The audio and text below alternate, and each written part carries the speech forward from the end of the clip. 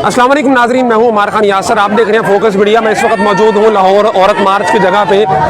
यहाँ पे हम पिछले साल भी आए थे। इस दफ़ा की बात करें तो पिछले साल के मुकाबले में इनकी शिद्दत बहुत कम है, तादाद बहुत कम है, इनके हौसले बहुत ज़्यादा पस्त हैं पिछले साल के मुकाबले में, क्योंकि मीडिया पे और आम आवाम की तरफ से इनको बहुत ज़्यादा जो है वो मुखालफत का सामना करना पड़ा। इसलिए और एक और बात जो करने की है कि इस दफ़ा ये मीडिया का सामना करने से बहुत ज़्यादा घबरा रहे हैं। बाकायदा नाम लेके स्टेज से कहा जाता है कि फलां मीडिया वाले हरास कर रहे हैं। हरास क्यों करते हैं? जब इनको सवाल का जवाब नहीं आता तो फिर ये कहते हैं कि ये हरास कर रहे हैं। हमने 2-3 खवातीन से इंटरव्यू लेने की कोशिश की। जब उनसे काउंटर क्वेश्चन किए तो जनाब वो फ़ौरन उनकी वॉलंटियर आ गई कि जी आप ना करें, फ़ौरन छोड़ दें, आप इनको हरास कर रहे हैं। ये कोई तरीकाकार नहीं होता। इधर पीछे भी आप देखें तो एक मीडिया वाले को इन्होंने पकड़ा हुआ, उसके पोस्टर फाड़ दिए एक नौजवान के। उसके ऊपर लिखा सिर्फ ये हुआ था कि जनाब औरत अपनी ज़ुबान कंट्रोल करे, बाकी सब कुछ मर्द देख लेगा।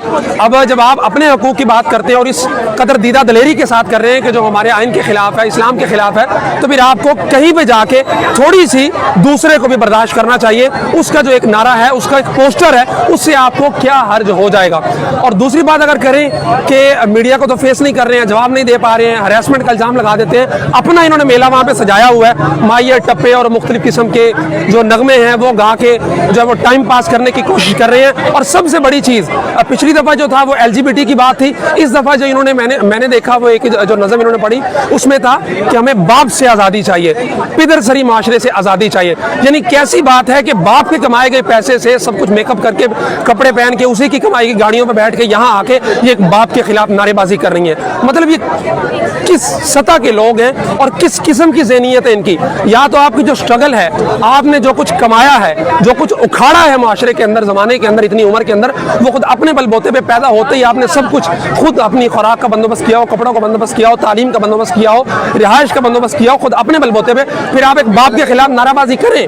लेकिन जब आप अभी तक बाप पे डिपेंडेंट हैं, या अभी आप खुद चाहे अर्निंग कर रही हैं, लेकिन यहाँ तक पहुँचने में बुनियादी किरदार जो था वो एक बाप का था। या अगर आपका अब बाप नहीं है तो जो उसकी छोड़ी विरासत है उसकी बुनियाद पर आप पल रही हैं, तो फिर ये कैसी बात है कि जनाब बाप से आज़ादी चाहिए।